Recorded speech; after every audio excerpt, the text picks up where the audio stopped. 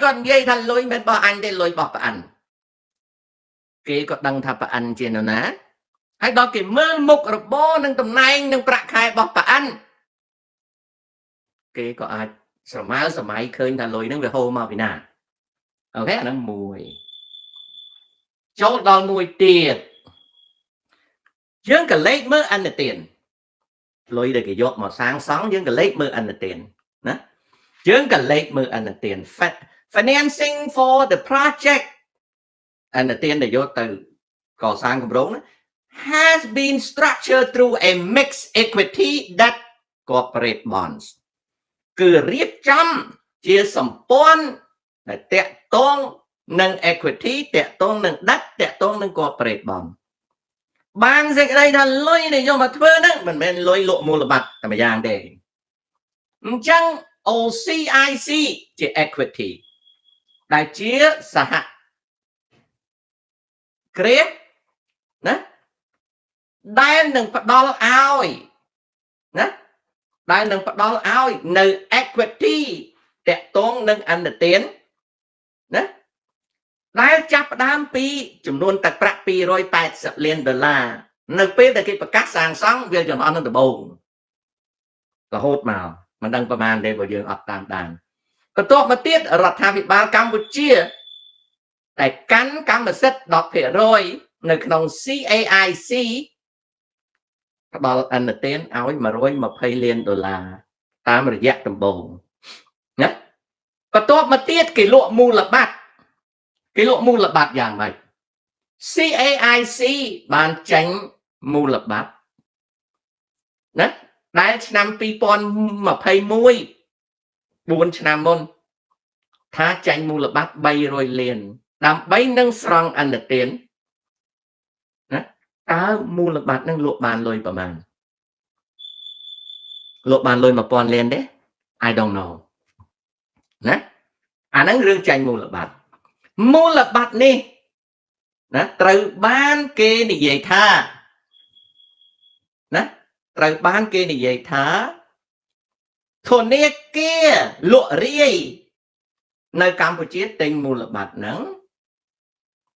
ក្រុមហ៊ុនធានារ៉ាប់រងក៏ទិញមូលបត្រហ្នឹង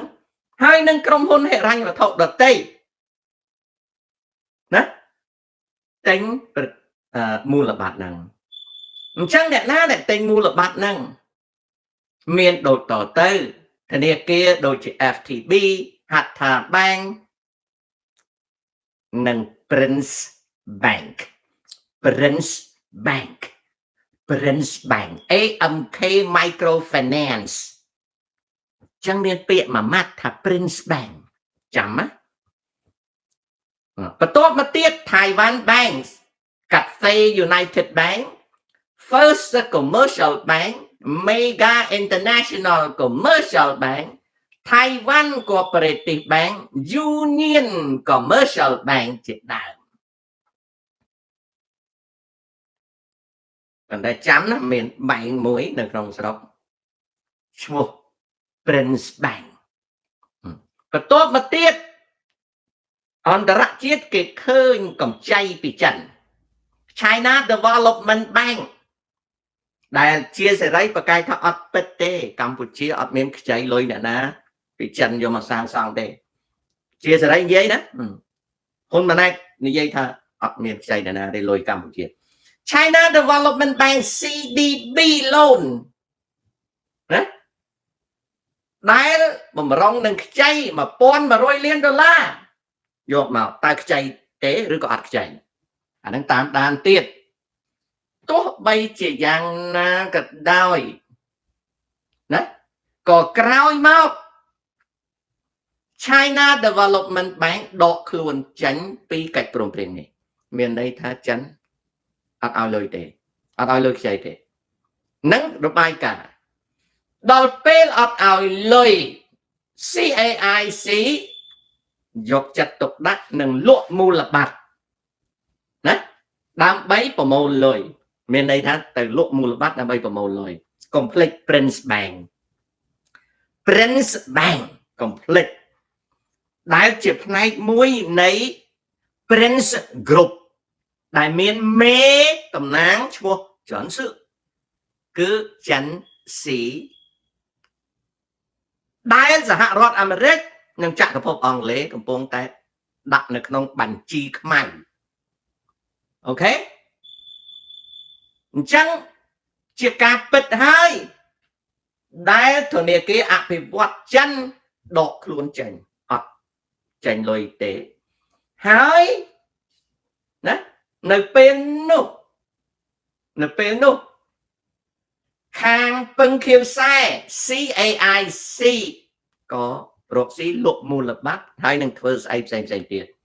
នៅក្នុងហ្នឹងមាន Prince Bank នៅក្នុងហ្នឹង Prince Bank គឺជាឧបករណ៍របស់ Prince Group មាន CEO ឈ្មោះ Chen Su ហៅថា Chen Si ដែលអាមេរិកកាំងបង្កក់ cryptocurrency តម្លៃតម្លៃ15,000 លាន15 billion គឺ15,000 លានដុល្លារដែលបង្កក់និងអង់គ្លេសបង្កក់ទ្រព្យសម្បត្តិ